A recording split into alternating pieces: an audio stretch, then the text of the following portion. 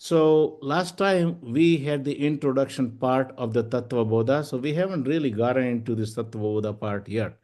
Today we are going to try to make the entry into tattvabodha, but before we go into that, we will start with mangalcharan, or it's called invocation prayer. From here on, until we finish this tattvabodha, we will be taking the invocation prayer written by Jagadguru Shankaracharya, that is in the Tattva Bodha itself. Okay. Taruh चालू So का I will be starting लगाना this, चलना problem and है I will be, doing that for you.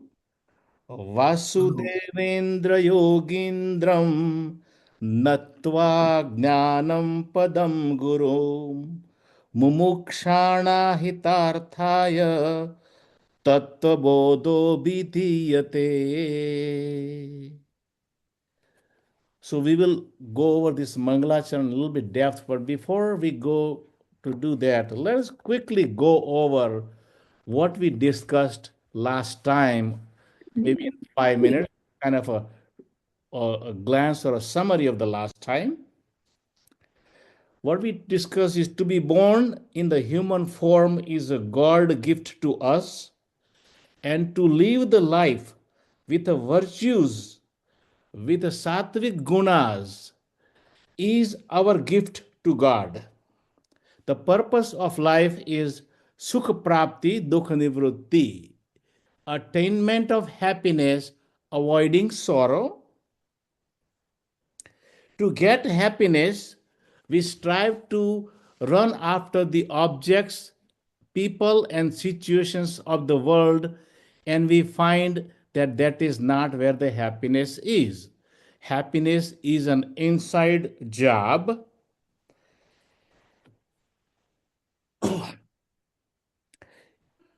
and our true nature is Satchidananda Swarup. And because we are ignorant of our true nature, that is why we are unhappy. So, how do we know our true nature? And that is by knowledge. We talked about how to get the knowledge. For a knowledge, we said there are three components. One is the subject. I want to get the knowledge. That is I. This I is whatever you want to consider, whether it's a relative I or the real I. But this is I. I want to. So this is a subject. We call a pramata.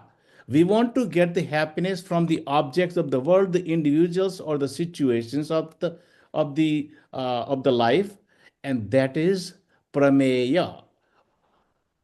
So the subject, the object, and the method of getting the happiness is called a pramana.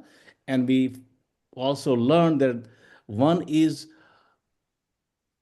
the knowledge could be obtained by pratyaksha, by direct uh, visualization, or by using our indriyas. Then the other one is paroksha, Shabda Praman.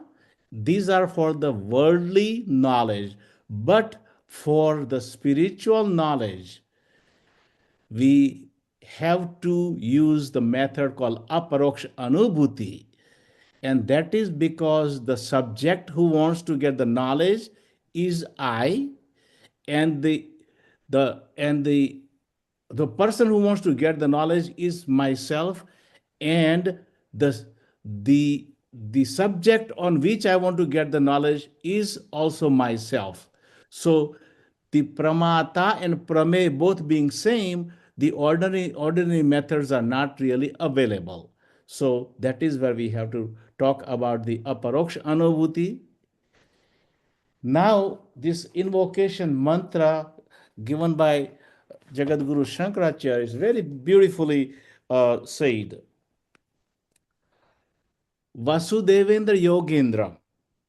First of all, what is the significance? What is the import? This is invocation prayer, the prayer at the beginning of every auspicious occasion.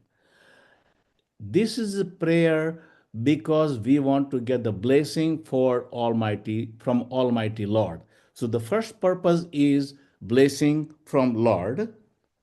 Second one is, for a knowledge, we need a mind that is prepared. So the prayer is basically preparing our mind to receive this knowledge. They say the pure mind and a sharp mind is needed. So that is for preparing the mind.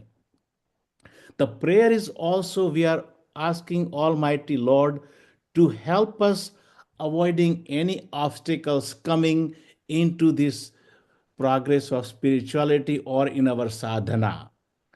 And that is three kinds of obstacles. They are Adi sources of unknown, tsunami, the natural disasters, and things like that. Adi that is sources from the outer world, the lions and tigers and mosquitoes and all these things. And Adi these are the internal things, the lack of faith, the lack of trust in the God, and all those things are adhyatmic, adi daivik, adi bhautik, and adhyatmic. These are the three types of obstacles that we are trying to overcome, and for that we need the grace of God, and that is the invocation prayer, very, very important. The other thing is, once we get into this path of spirituality, sometimes we get arrogance a little bit. We get ego. Oh my God, I'm the gnani, and the others don't know anything. So we ask for Lord for a humility, the vinamrata. It is very, very important to be humble while we are on the path, on this particular path.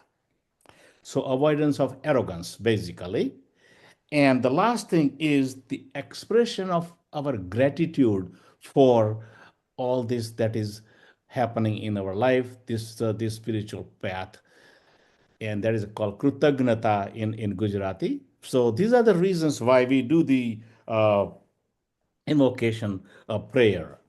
Now, the prayer has been, we can divide it into four separate parts. The first quarter of the prayer says, Vasudevendra Yogendram. Vasudeva.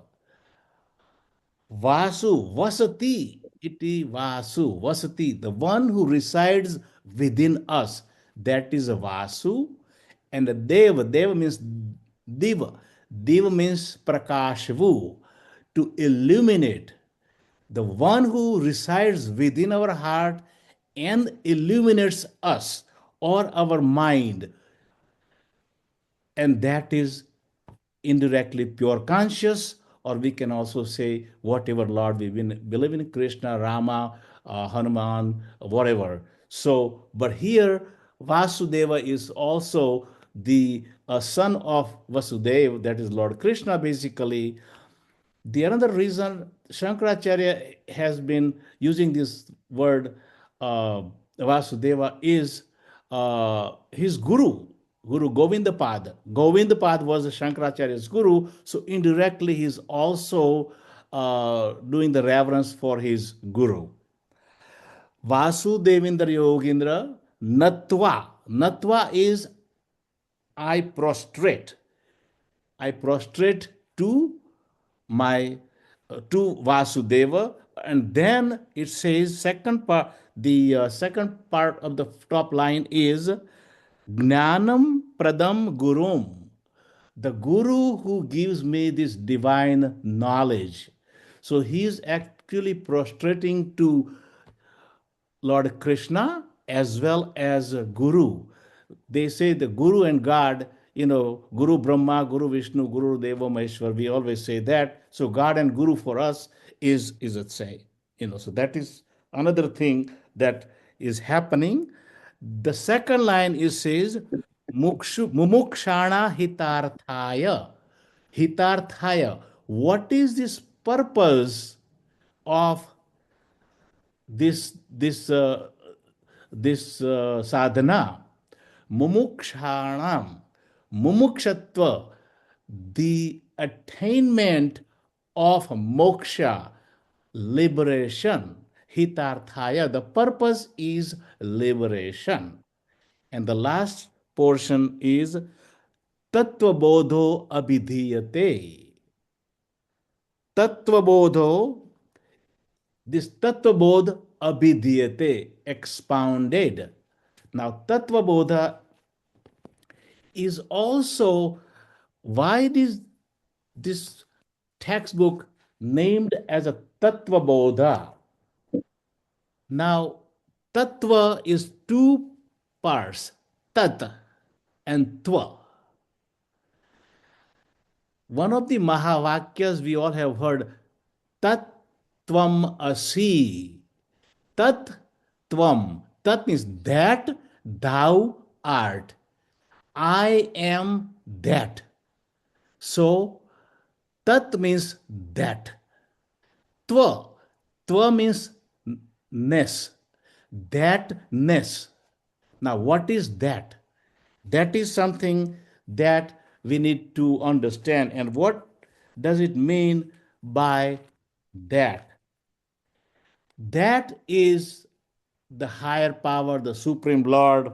And for our practical purpose, that means is the absolute Brahman, Atman, life principle, Om, pure awareness, pure consciousness, self, spirit, truth, any of these things is called that. So thatness, we use manushya and manushyatva. We are human being, manushyatva. What makes us a true human being? So thatness, what makes us the true supreme power or the knowledgeable person? So tattva bodha. Bodh also comes from the verse Buddha, buddhi. Bodha is knowledge. So knowledge about that, knowledge about Brahman or Atman or Om or the reality or the truth. So this is what tattva, and then it says abhidhyate, expounded. It is taught in details. That is basically where we are with the prayer. Now, we discuss these four words, we are all familiar. Sadhaka, we are all sadhak. We are on the path of spirituality. We are students of spirituality. So we are sadhaka.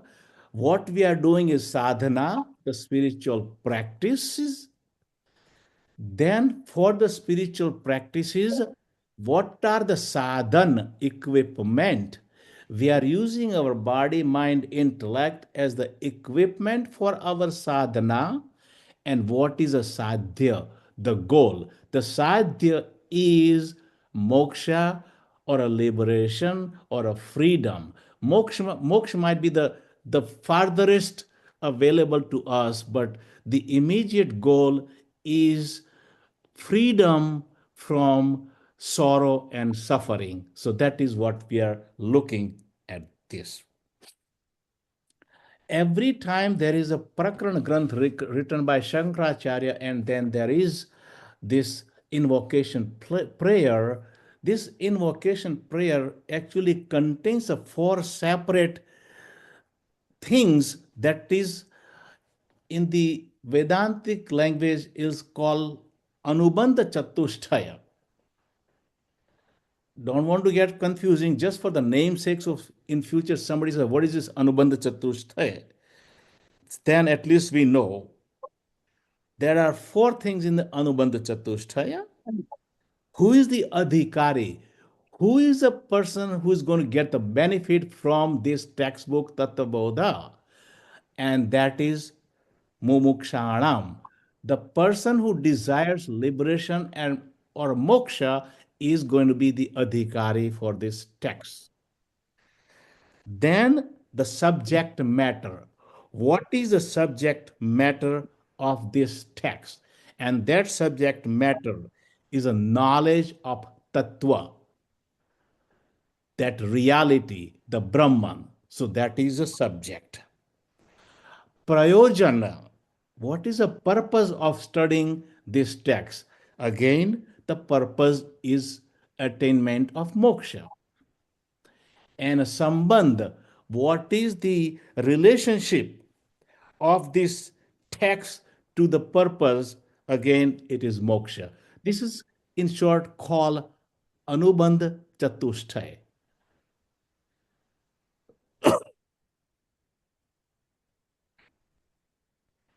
Tat, tat is also defined in the Vedantic, that without which thing cannot exist. It is something without which thing cannot exist, and that is called reality or truth. So that is the meaning of the tat. Now, the next thing that comes into this text after the invocation prayer is, okay, and that is pratigna or a promise. This is in the text form, so I have to read because this is not something that we can sing other than the prayers. So in the pratigna or the promise statement,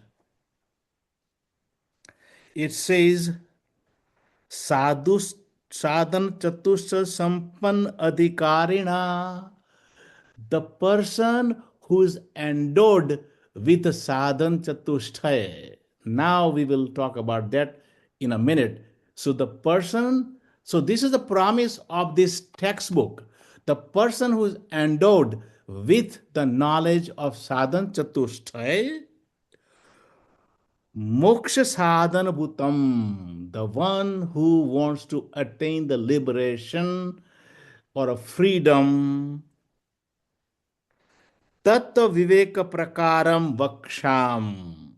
वक्षामह, the tattvabodha is being expounded. Vakshamaha is being expounded. So that is basically the promise. So the in the beginning it says sadhana chatushtha sampanna. Now in the past we have discussed this thing, but now since it has come, let us go over a little bit more and revise what the the sadhan chatushthay is a fourfold qualification. It said that sometimes they say that the knowledge of Vedanta may not be that hard, but the entry examination into the school of Vedanta is very, very difficult. Why it is said that? Because it says the person who wants to study the Vedanta has to be sampan, has to have this four qualification as the requirement. It is also described as adhikari. Who is the adhikari of this knowledge? If in the Vivek Chudamani, it says adhikari of this knowledge. So that is adhikaratva. Who has the right for this knowledge? So let us see what this thing says. Sadhan chatushtaya kim. What is sadhan chatusthaya? Nitya nitya vastu vivekah. The discrimination between the nitya and anitya, that is number one. Number two is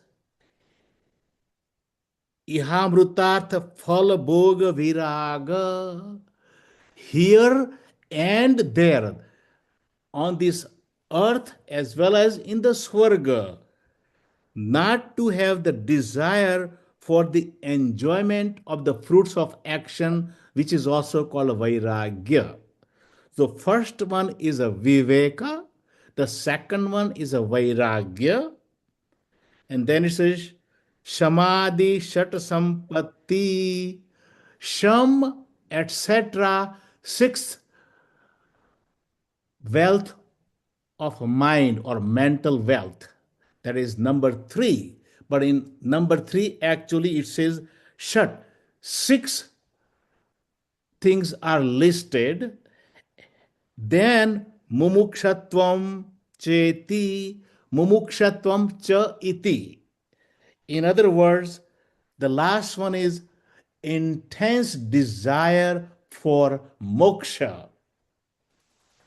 So, one more time, Viveka, this is sadhan chatushtaya, or adhikari, the one who is adhikari for this knowledge, is Viveka, Vairagya, Shat Sampatti, Mumukshatvam, strong desire for moksha.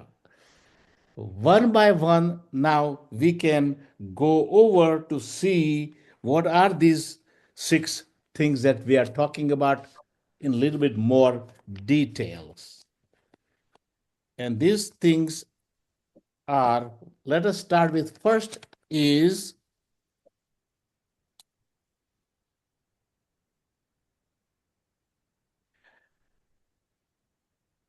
Viveka. Viveka, it says Nitya, Anitya Viveka. The Viveka comes from the root Vik. Vik means separate, to separate. Now, in our daily living, we are using Vivek all the time. It's really nothing new to us, but because it's coming from the Vedantic perspective, we have to see it a little bit more. To separate the two things that are completely separate is easy. If I say this and this, these are two separate objects, a pen and a book. Separating the two, that is not very difficult. But when you reach a certain level, when we say there is there is a ghee or there's a butter in the milk, now butter in the milk, we don't see butter in there. We drink milk all the time, but we never see butter. We buy butter separately. Now that is something that is separated by thinking, by chintan, by knowledge. So this is not a physical separation, but this is a separation by our thought process using our mind and intellect in the separate. So it says, as I mentioned, we every day we make a vivek or separation or a discrimination about what to eat, what not to eat, which country to live, which country not to live, what job to do, what job not to do, which car to buy, which car not to buy. Similarly, going to higher level, what is permanent, imperishable, and what is perishable? That is one thing that's called a nitya, anitya. And these are the things that we need to discriminate. Now,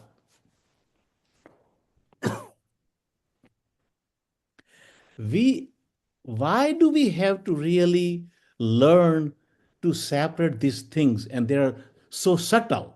Obvious things are easy. Why do we have to separate? We are looking for a permanent happiness for indefinite time. If we are not able to separate the things that are perishable and imperishable, and if we really stick with the things that are perishable, we cannot get the continuous and happiness. We cannot get the happiness from nitya happiness from anitya objects, in other words. So that is why we have to be able to discriminate this nitya and anitya. And then once we know this thing, then we are able to mentally detach ourselves from a nitya and anitya. And there is a permanent and impermanent. Now, if we use a common sense, What is anitya? If we think in our daily routine life, is our body nitya, permanent? Answer is no. Our body goes through from birth to death, it goes through all those six changes that we learn in Bhagavad Gita. So, body is not permanent. Is our mind permanent? No. We we like this person today and we hate that person tomorrow. So this dvanda is because of the mind. So mind is not permanent either. It's impermanent. It's constantly changing. Our intellect is constantly changing. Our worldly relationships are constantly changing. So then, what is nitya or permanent? So they say God, Brahma, Bhagwan, Atman, that is the only permanent thing. So we have to live in this world, we have to deal with this impermanent thing, but that is called our Vyavaharik relationship. While we are dealing with everything that is impermanent, anitya in this world, we have to have a constant knowledge about what is nitya and permanent in the back of our mind. We need to live in this world, we need to continue all the transaction, but have to have this thing constantly in our mind. ભગવાન સિવાય બીજી કોઈ પણ વસ્તુ ઉપર સંપૂર્ણ આધાર રાખી ના શકાય. So we cannot completely rely on anything that is anitya in our life. So now that leads to a second thing. Once we are able to, and on the same path, when Nachiketa was visiting Yam, Yamraj, Nachiketa has the highest vivek or discriminative intellect at his age, it's been said. And when all the worldly pleasures were offered to him, he says, no, this is prayer. I do not want prayer, I want Shreya. So, in the Vivek, one has to be able to discriminate between a prayer and a Shreya. Shreya is called Kalyankari, what is for our total benefit. Prayer is what is liking to our mind. So this is basically once we know the prayer and Shreya, once we know Nitya and Anitya, the second step is by our mental ability to dissociate with the things that are impermanent, and that is vairagya. So here it says viragakam, ihamutra falabhoga viragaha. Our desire to enjoy bhoga, to enjoy the objects worldly objects are anitya. So our distaste to enjoy the worldly objects here and iha and there. That means here and at the higher world. That is called viraga. Absence of desire in the pleasure in the worldly objects or in the heavenly objects. The scriptures doesn't say that you don't enjoy things. You enjoy the things, but knowing its limitations. And that is where the distinction has to be made. What are the defects? Before we understand why do we have to not run after the objects and what is a defect in enjoying the worldly objects? In other words, the enjoyment of the sensual objects. The defects are They are limited in time. As the time goes by, our pleasure in that particular object goes lesser and lesser and lesser. Buy a new car. On the first day, the joy and pleasure is the greatest. At the end of the 1 year, it's not as much pleasure giving. And at the end of 5 years, it might be more of a problematic. So it is limited in time. The enjoyment, the sense enjoyment of the objects of the world has time limit. It also has a limit of intensity. You know, more is not always the good. We discussed the first scoop of ice cream may not be the most tasting, but the 10th scoop could be nauseating. So that is the another reason. As we enjoy the worldly objects, we are using a lot of our energy. So, Bhog is causing the reduction in our energy level. That is a third defect of the worldly objects enjoyment. Every enjoyment of the worldly object makes us slave to that object. We become slave to that worldly object. What a great example we can give is an alcoholic.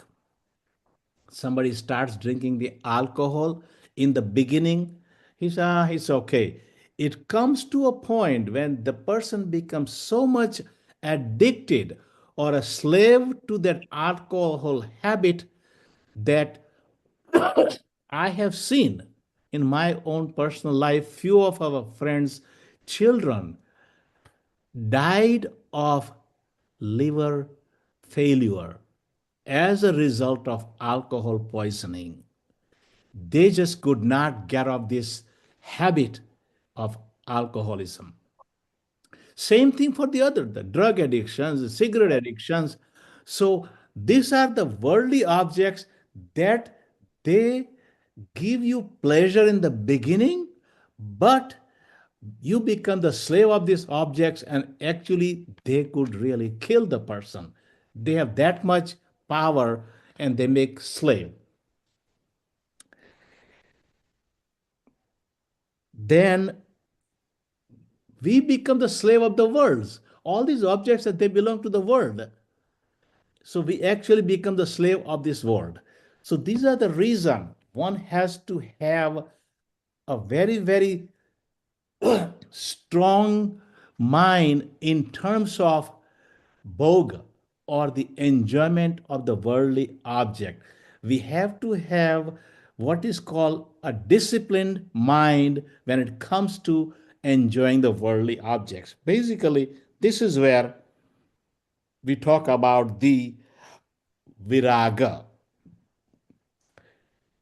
When it comes to virag, this is a virag or the detachment or a dispassion that is done by mind that is very well disciplined mind.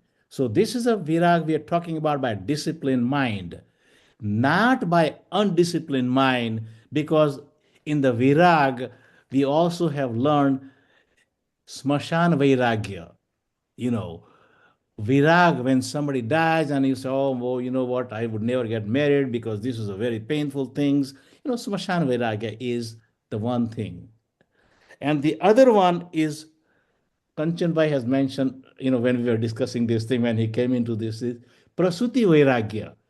A lady who is in labor gives a childbirth. During that labor process, I will never do it again. And the motherly love, the joy of motherhood, make them have more children. So that is not, that statement of vairagya or detachment is not an intellectual, it is an emotional statement.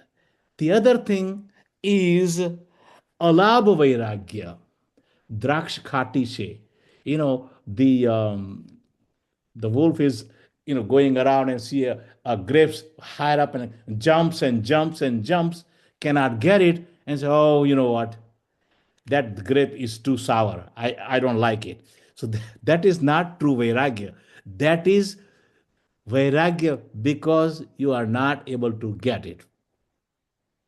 In a routine life, you will see some people, they say, you know what?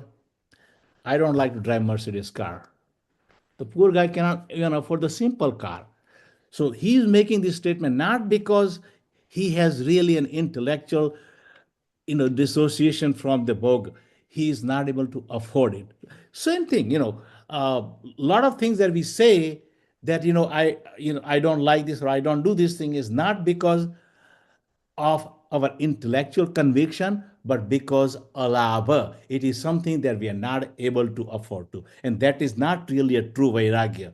True vairagya is something that is born out of pure discrimination. It is born out of very, very intellectual conviction. And that is a true vairagya that we are talking about. Now, the third thing is Shat Sampatti. But before we go to Shat Sampatti, let us go over the fourth one, the Mumukshatva, and then we'll come back to the Shat Sampatti. What is Mumukshatva? An intense desire for liberation. The liberation is freedom, freedom from suffering. And a suffering, as Vedanta say, ignorance is a root cause of suffering. So for people desiring mumukshatva, what they are really looking at is the true knowledge of who we really are, jnana. And that is the mumukshatva. Desire for truth, desire for God. Not having the desire for worldly objects, but desire for truth and desire for God. And that is the mumukshatva. So, three things we are talking about now. One is di- discrimination. Discrimination between what is nitya and anitya. Then detachment. Detachment from what is anitya. And the desire for what is nitya.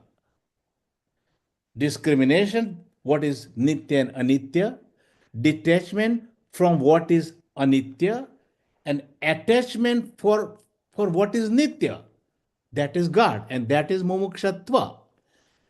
To do these things, what is the equipment that we need? And the equipment to do this thing is mind. A mind is an equipment through which we can attain these goals. What is the qualification? What kind of mind do we have to possess to, to get to these three things that we just mentioned? The mind that is disciplined, mind that is tamed, mind that is calm, mind that is pure, mind that is under our control. This is the kind of mind that we need. What does a positive mind do? Positive mind, it needed for discrimination between vivek and between permanent and impermanent. Then the other thing is negative mind. Negative mind is constantly agitated, what we call chanchalaman. Arjun is asked, Lord, this mind is very difficult to control. So that is one thing. So let us talk about the Shat Sampati. First one is called Damaha. So here it says Shama. First is Shama. Shama and Dama. Yeah, Shama, my fault. Exactly. Shama kaha. It says Mano Nigraha. The control and mastery over the mind is manonigraha. The mind has to be tamed, disciplined, controlled. That is what we are talking about now. So, the mind that is always seeing positive things in the life, at every situation in the life, one has to have that mind trained to see positive things. This is one example we have given time and time after. You're looking, you have somebody gives you a glass of milk which is half filled. The person who has a positive mind is going to look at the glass that is filled with the milk at the half level. The person who has a negative mind is going to look at the glass that is top part is empty. This is the ability of the mind to see the positivity in every situation. Murari Babu gives one example that he was at somebody's house for a dinner, and the husband had a phone call, so he goes out to attend the phone, and wife is getting ready to serve, and Murari Babu was asking the wife, "So, Mrs. So and so, how's everything going? How's the business?" So wife says, "Oh, business is great, Babu. Everything is going very well, and we are very happy." Then husband had finished the phone call and he comes back, and Babu asks her, "So how is the business?" He says, "It's okay. It could be better." He said, "But why? Didn't you make some profit?" "Yeah, but," he said, "our goal was 2 million, but we only made $1 million profit. So it's really not that good." Look at this. Two people living in the same house. One is looking at the situation in a very positive fashion. The other one is looking in a negative fashion. These are our day to day experiences, our day to day vyavahar. You know, every situation, whatever comes in the life, one has to learn to look in a positive fashion. It is always possible to do so by grace of God. And that is very, very important. So, then the second one is Damaha. Damaha is, let's see, Damaha, Damaha ka Chashuradi Bahya Indriya Nigraha. He says, it is the control of the external sense organs here and there. So that is the control of the sense organs. We are blessed and given by 5 sense organs: eyes, ears, nose, taste, and touch. These are the 5 organs. And we have to have a complete discipline about the approach with these 5 organs into the external world. This taming the external sense organs. It says if your mind is well disciplined, this damaha is relatively easy. By the way, the 6 wealth, mental wealth, they are all complementary to each other. They support each other. The one of the ways to really, really control the sense organs is not to expose our indriyas to negative environment.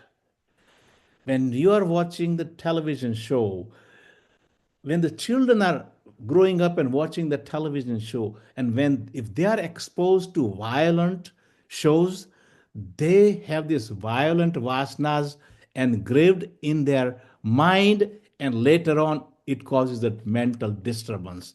So Indian Indriya Nigrah is, first of all, what we feed. We have to be very careful to what we feed to our 5 sense organs. When it comes to India Nigraha, Shankaracharya has said something so beautiful in Vivek Chudamani, verse number 76. There are five sense organs.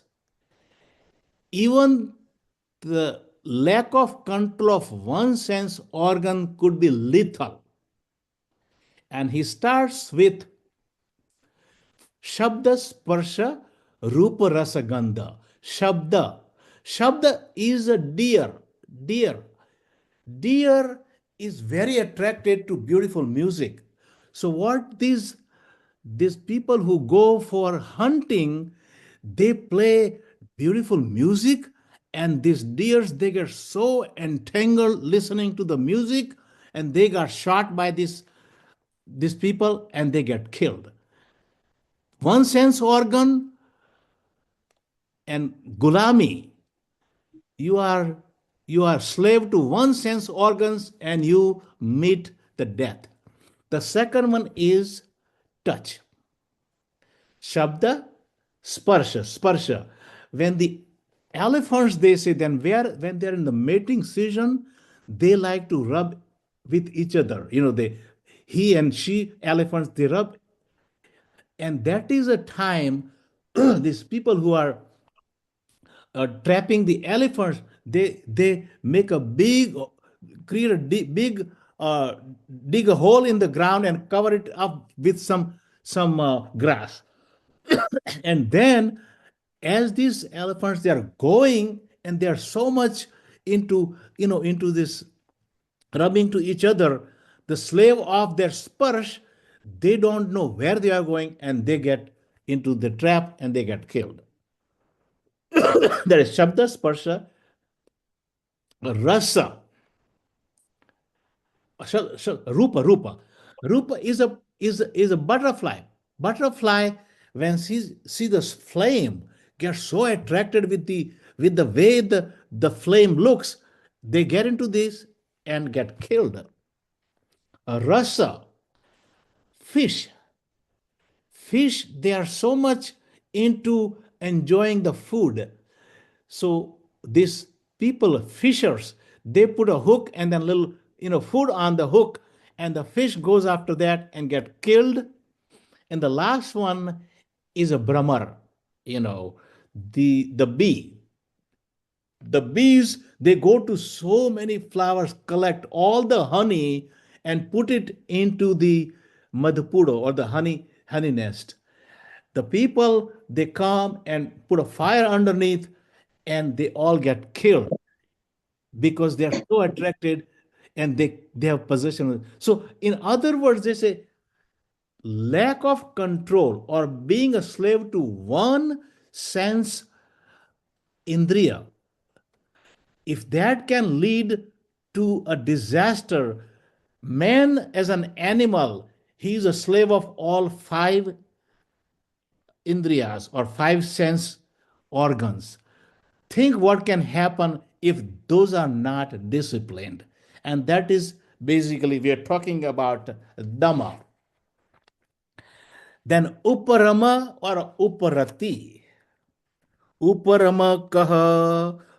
So, what is a Uparati or Uparama? It's a strict observance of one's own dharma. Now, this is very, very, dharma is like following uh, your duties, and for that you again need discipline of your mind and sense organs. Basically, rati means the desire to enjoy the things, and uparati is disinterest in enjoying the worldly objects. That is basically a uparati. Now, it is also connected to the dharma because, as it's discussed by again Shankaracharya in Bhaj Govindam, that in the childhood, the dharma is studies and education, brahmacharya ashram.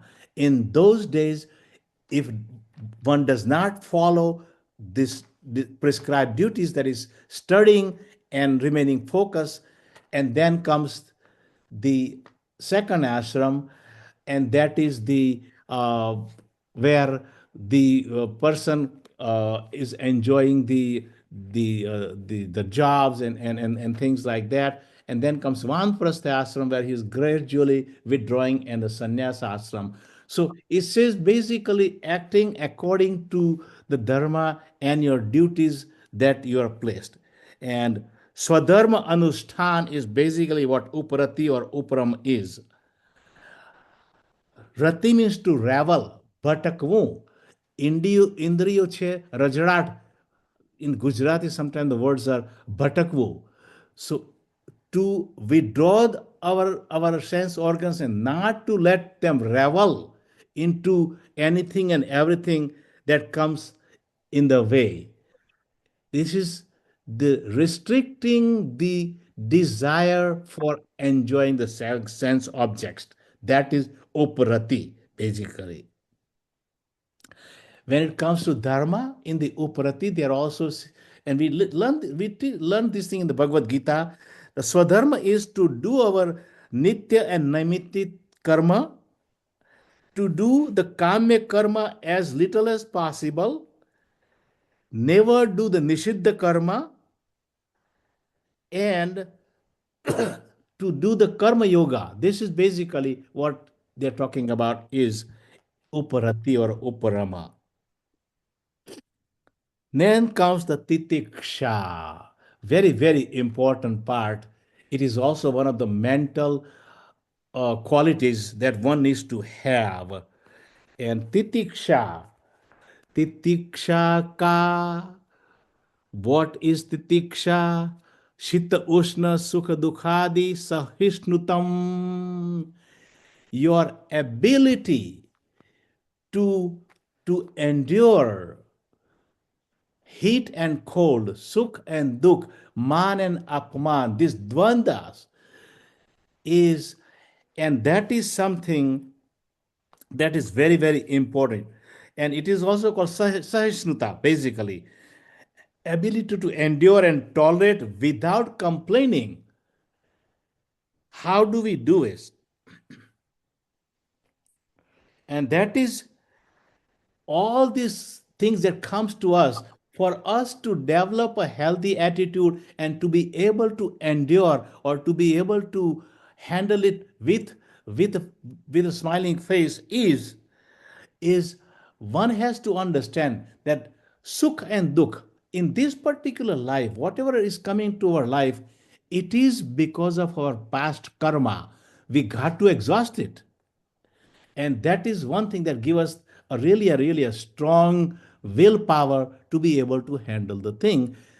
The other thing is, we also know that after night, day definitely comes. So we have to have that attitude, this too will pass.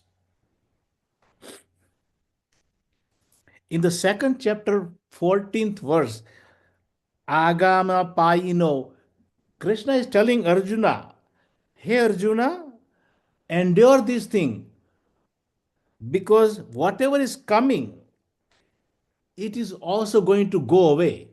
That is one thing. And we also have to understand that our suffering at present, in this present life, is a result of our past karmas. They have come to us as we have to just exhaust them.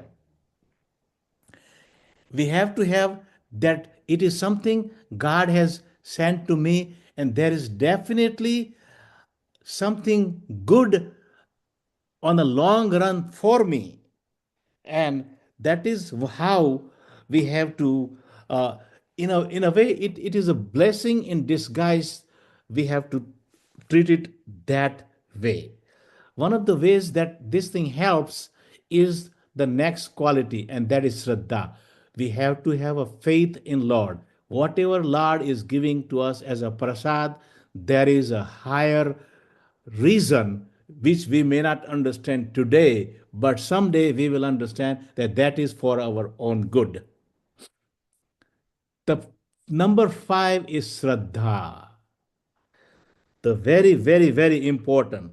Shraddha in what? Shraddha in the words of our scripture, Shraddha in the words of our Guru, very, very important. In Bhagavad Gita, chapter, uh, I think 439, yeah. Shraddhavan labate labham. The person who has a tremendous faith is the one who benefits from it. Sanshayatma vinishyate. One who has no Shraddha, he gets destroyed. This is very subjective science, so one has to understand this. Sometime, the statements of the scriptures or our guru statement, they seem contradictory, but at that time we have to have a faith that if it is said by my guru, if it is described in the scripture, that it has to be correct. Maybe I don't have that intellectual understanding, the conviction at present time to know it. And some of these things that our guru will say, all this enjoyment of the objects are giving a pleasure in the beginning, but they are painful at the end. Sometimes we don't understand, but we have to have a faith. Guru say, Brahma Satya Jagat Mithya. The Brahma is Sachidanand Swarup. That is who we are. And the Jagat is a Mithya. We don't say, we look and at the Jagat and say, oh my God, I see it. Jagat looks real to us. Brahma we have not seen. So we really sometimes wonder, is this really something that makes sense? This is not something that we are experiencing now, but our study of the scriptures, our faith in our Guru will one day be a conviction to us that whatever is said in the scriptures and by Guru is correct. Samadhan. This is the number 6. Samadhan. Single pointedness of the mind. Chittani ekagrata. Samadhan is samyaka adhan, well placed mind. And this is called a power of concentration, which is very, very important in the practice of spirituality. So these 4 things that we just mentioned is first is viveka, discrimination. That is number 1. D number first. Vairagya is a dispassion. Dispassion for what is not nitya. Dispassion for anitya. Dispassion for something that is momentary. Then comes the discipline, the 6th mental wealth that we talked about. This is nothing but to discipline our mind, and that is number 3D. And the 4th is a desire. Desire not for worldly object, but desire for attaining moksha, desire for God. So discrimination, dispassion, discipline, and desires. These are the 4 foundations of the sadhana chatushtaya that we are talking about. Now we will continue further, really getting into tattvabodha. This is really a beginning of tattvabodha. There is still part of the good part of the tattvabodha. But before I forget, I would like Kanchan Bhai to give his comments about our discussion tonight and see if we can get some addition to what we discussed just now. Kanchan Bhai. Dr. Agya Patel did too much material for the first class. This is too much material to digest for average student because it's not gonna get through. You're gonna get bored with it. So we have to go slow. If you don't go slow, finish chapter fast, the book will be done within no time, but you don't get half of it. We studied the books, I think, 25 years ago with Swamiji. It took almost 6 months to study the book. So you're gonna finish it fast. I think people will get bored. But we start with first mantra, right? Every time you study book, you have to invocation mantra you have to do every time. That's the requirement, Swamiji. So it's a Vasudevendra Yogendram Natva Gnana Pradam Kurum Mumukshanam Hitarthaya Siddharthaya. Bodho Vidhiyate. So this is not a this Shanti mantra, but it's basically it's not a prayer. It is invocation. You have to understand the difference between invocation and prayer. When we are studying in the school, we always study, we do prayer first, because we are asking God for something. This is not for asking. This is inviting God to come to this podium. This is basically the difference between invocation and prayer. So this is not a prayer. This is invocation, Shanti mantra. So Shanti mantra starts a little bit different. Let me tell you about Shanti mantras. Shanti mantras are so many types. First one is we do Shanti mantra. First start with the Guru Shishya Parampara. When we start think, we say our Guru that we salute our Guru, because that's where knowledge comes from. None of the knowledge is ours. Everything is bought from the books. And it's not from books, it comes people who have really thought a long time and put their ideas, which is beyond our thinking power, and put into this. That's where Vedas comes from. So it is considered directly from God or beyond our human reasons. That's the Shruti, heard, not Smruti. Okay. So basically, if you look at the mantra, you have 3-4 mantras for Guru Shishya Parampara. And most common will say Sada Shiva Samarambam Shankaracharya Madhyamam Asmadacharya Paryantam Bande Guru Parampara. In any big text you study, you first study the Shanti mantra. And different texts in the Vedas have different Shanti mantra. For example, if you study Yajurveda, right? Krishna Yajurveda. So Om Sahana Bhavatu Sahano Bhunaktu is not that that's from Yajurveda. That's the first sloka. And then Yajurveda had 2 parts, Krishna Bhag and Shukla Bhag. Krishna Bhag is very not well arranged, Shukla Bhag is very well arranged. So the Krishna Shukla Yajurveda Poonamada Poonamidam, that's Shanti mantra. And Athara Veda has Om Bhadram Karne Vishunam Devaha. So all these Shanti mantras or the mantras, the invocation mantras are different Vedas, and every Veda has one basic fundamental Shanti mantra. So this is basically Shanti mantra. So here Shanti mantra has this Shanti mantra, every Shanti mantra Prakarana has 4 parts. Anubandha Chatushtaya. Swami, or you already mentioned Anubandha Chatushtaya. It's hard to grasp the 4 part of it. It's Vishaya, right? And then subject, then purpose of it, then object, then person who is listening to it, the adhikari, and sambandha.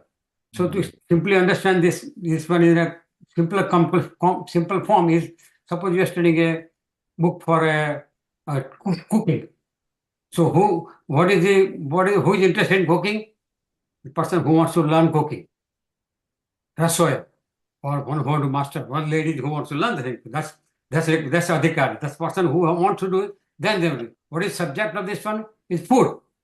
How to cook the food. That's subject. And then they connect subject. And in the book, what is mentioned? Basically mentioned about all the food items, the sambandha. And what is prayojana? To learn good cooking. So the 4 parts are then every new chapter. You study physics. You will be interested in physics only if you learn cooking. You will not go to physics. A mathematician will not study cooking. He will study only mathematics. So you have to have adhikari. The first requirement is what is subject is and who is adhikari. So all this study done so far is adhikari. What is the requirement of adhikari? So that's why you have become the sadhana chatushtaya. Sadhana chatushtaya comes for adhikari only. One who is fit to do this study for a given subject. Here subject is tattva. Is that is essence, the truth, or ultimate truth. That's the tattva. Ultimate truth is, we don't know what ultimate truth is. We have been looking for ultimate truth forever. And we think God is ultimate truth, but God doesn't exist actually. Okay, God, Jivan, Jagat doesn't exist. Ultimate truth is beyond this thing. It's Brahman. That's why the word Brahman, the big, something big is called Brahman. Something cannot be imagined, something bigger than biggest is Brahman. So that is the Tat. So Sadhana Chatushtaya contains 4 parts. Basically, viveka, vairagya, shatak sampatti, and mumukshutvam. That he went through already. So you have to really get the definition right in your head. If you don't get the definition right, you get confused. So first was the vivek, nitya, anitya, vastu, viveka, kaha. What is nitya, anitya, vastu? The nitya, anitya. He talking about body. First you understand what is nitya and what is anitya. And vastu, vastu means real truth. What is real? What is real and what is unreal? That is different. The definition given is not regular vivek we are doing studying. Only definition given for this particular subject. What is nitya, what is anitya, and what is difference between them. And when you get that one, you got vivek. Vivek, you don't get it. Vivek, we got whenever you're walking around, it's a left, right. That's the discrimination between two things. Here, the discrimination is not a physical thing. What is nitya vastu, anitya vastu? The definition is nitya vastu vivekah. So, nitya vastu ekam brahma tadvati riktam sarvam anitya. That's the definition. You have to remember, nitya vastu ekam brahma. Brahma alone is nitya. Everything else is anitya. That is the definition. Swamiji must frame the definition. If you don't get the definition right in your head, you'll miss the thing later on and you confuse it. So basically, he has gone through sadhana chatushtaya, anubandha chatushtaya, and sadhana chatushtaya has 4 parts basically, right? And shatak sampatti has also 6 parts, and you got all of them basically. So you have to really go over it again in your head to get it through. That's my way of looking at it. That's it. So you go slow, and each and every definition have to repeat it again to get it. If you don't get that real wording of it, you're gonna get confused with it. Okay, that's what I would say. Thank you. So, yeah, Sumait, anything you have to add? Okay તમે જે કઈ ષડ સંપત્તિ કઈ એમાં શ્રમ તો મનને નિગ્રહ કરવાનું, દમ ઇન્દ્રિયોને કંટ્રોલ કરવાની. તો ઇન્દ્રિયો ક્યારે કંટ્રોલ થાય કે જ્યારે મન કંટ્રોલમાં હોય ત્યારે. પછી ઉપરતિ, ઉપરતિ એટલે વી હેવ ટુ વિથડ્રો. એક કામ કરતા હોય આપણે, પછી એક કામ પતી ગયું હોય પછી બીજું કામ શરૂ કરીએ તો પેલા કામનું બધું ભૂલી જવાનું. વી હેવ ટુ ઉપરતિ, તમે નીકળી જવાનું, વિથડ્રો કરવાનું. આપણે ઘણી વાર વિથડ્રો નથી કરી શકતા. ધારો કે માણસ કોઈ ઓફિસમાં કામ ગુસ્સે થઈને આવ્યો હોય તો ઘરમાં પણ પછી ચાલુ રાખે છે. You have to withdraw from that. પછી તિતિક્ષા એટલે મુશ્કેલીઓ હોય કોઈ કામ કરવામાં તો તમે એને સહન કરવાની અને કામમાં તો મંડી પડવાનું. એમ એ ધૈર્ય રાખવાનું કે એ મારું કામ થશે જ એમ. તો ધેટ ઇઝ કોલ્ડ તિતિક્ષા. પછી શ્રદ્ધા, ગુરુના વચનમાં શાસ્ત્રમાં તમારે વચનનો વિશ્વાસ રાખવાનો અને ગ્રહણ કરવાના. અને છેક છેલ્લે સમાધાન, એકાગ્રતા. એમાં મન આવે. આ બધામાં મન આવે છે. તમે જો બધામાં મન આવે છે તો મન સૌથી વધુ ઇમ્પોર્ટન્ટ થયું. આપણે મન વિશે આપણે વિચારો કરવો કે આ મન શું છે. મન એક વિચારોનો સમૂહ છે, આખો વિચારોનો. હવે આપણે તમે જોશો વિચારો બધા, તો વિચારો કેવા આવે છે આપણને. એ આપણે દર્પણ કેવું દેખાય આપણે, તો આપણે કેવા છે આપણને કેથી ખબર પડે. આપણા વિચારો કેવા છે એની પરથી આપણને ખબર પડે કે આપણે આવા છીએ. બરાબર. તો હવે આ મનને આપણે કેવી રીતે ડિસિપ્લિન કરવું, બરાબર. તો એ આપણે થોડુંક જોઈએ કે મન છે ને તે આપણે એવું કહીએ કે આ મારું મન છે. આજે મારું મન માનતું નથી, આજે મારું મન ગમતું, આ વસ્તુ નથી ગમતી. તો મારું મન એટલે હું ને મન અલગ થયા, એટલે મન મારું નથી. બરાબર. તો જયારે મન મારું ના હોય તો મારો બુદ્ધિ પણ મારી ના હોય, મારો દેહ પણ મારો ના હોય, મારી ઇન્દ્રિય પણ મારી ના હોય, કશું મારું ના હોય. તો મારું કશું ના હોય તો પછી મારો અહંકાર બી ગયો. There is no ego, there is no ego. તો પછીથી હવે હવે હવે આની પરથી આપણે એવું કહી શકીએ કે I am nothing, I know nothing, I have nothing, I can do nothing. હું કશું કરી શકતો નથી. તો મારે બધો આધાર રાખવાનો ભગવાન પર, એટલે કે સેલ્ફ પર. સેલ્ફ એટલે આત્મા પર, આત્મા સ્થિર થવાનું, અથવા તો ભગવાન પર આધાર રાખવાનો. તો ભગવાન પર આધાર રાખવા માટે શું કરવું પડે? તો ભગવાનને મન આપણું સોંપી દેવાનું. એટલે ભાઈ અમારું મન મેં તમને સોંપી દીધું, હવે તું જે કરે તે ખરું. તો મન તમે સોંપી દીધું, બરાબર. તો જોડે ઇન્દ્રિય જાય આપણી, મારું જે કઈ છે સંપત્તિ કે ધન કે જે કે મારા પુત્ર પરિવાર બધું આખું બધું સોંપી દીધું. એટલે આપણે થઈ ગયા એકદમ કે ભગવાન જે કરે એ સારું જ કરશે. તો આ રીતે ભગવાન આપણે જો મન સોંપી દઈએ તો કેમ ભગવાન સોંપવાનું કે ભગવાન છે ને એ સર્વ સામર્થ્યવાન છે, શક્તિમાન છે, એની પાસે બધું જ છે. એ બધું આપણને આપશે જ આપણને.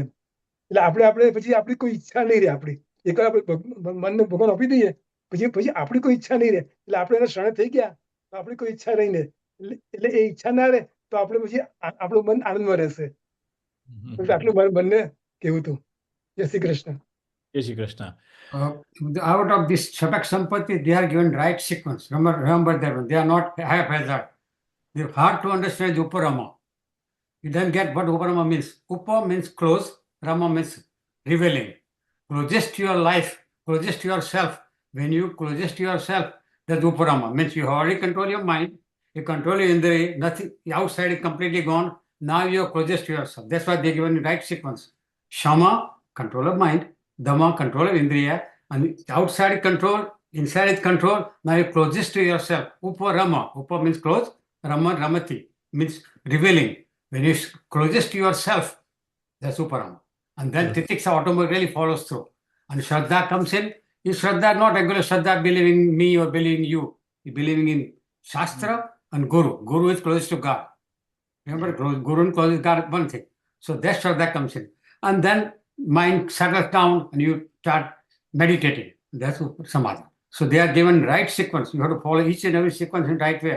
Otherwise, you used to jump it, you won't work out for you. So Shama, Dhamma, Uparama, Shraddha, Titiksha, they all comes in right way. Okay? So these are things you have to get. And so Dr. Aikapata already mentioned Vivek Sudamani. Beautiful verse here shown. They said 5 animals given, right? Then easy to remember. Kuranga, okay, Matanga, Patanga, Brunga, and a me. So they all have ang and at. Remember how they have 9 children. Kuranga means deer, Matanga means hathi, Happy. Patanga means patangiyu, You? Yeah. Brunga means bhamro, and then me, masi. So they all have appetite for certain of their thing, and they will die because of that. They get so attached to it, they don't realize where they're jumping into. And human being, like we eat, some people have problem binge eating, right? They die from that. Some people addicted to drugs, they die from it. Some people have sex problem, they die from sexual diseases. So we have all 5 of them uncontrolled. So when you start controlling one, that's where first Dhamma comes in. Control your senses. You don't have to really control tightly, but from mind you control it. Then and then you will get it right. Okay. All right. Go ahead. So next, Good. I think we go slow. So now, and Yeah, also ask them, repeat it again. If you have any question, repeat it. I think everybody should repeat a little bit so they can keep it in their head. One of the things, Kanchan Bhai, I think I'm glad you mentioned to them, but many of these things we have discussed during our Bhagavad Gita classes, and that's why I think their speed was a little bit more. The other thing is, these things that we discussed, this shut, shut sampati is going to come again and again and again in a different context. So the revision is going to be coming frequently. So that is number one. Guru,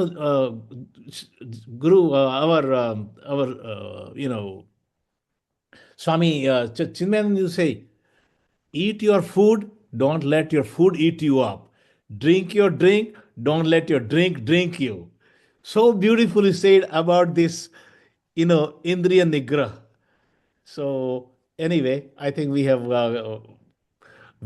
will go slowly, but at the same time we will touch up again. Next time what we'll do is we'll quickly review what we have discussed tonight, and then we will, now it says Brahma is only one and everything else.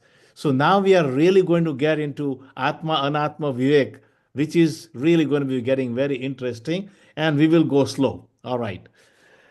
Jai Shri Krishna. Jai Shri Krishna. Purnamadaha Purnamidam Purnat Purnamudachyate Purnasya Purnamadaya Purnameva Vashishyate. Good night. Good night. Jai Shri Krishna. જય શ્રી કૃષ્ણ બધાને. Jai Shri Krishna.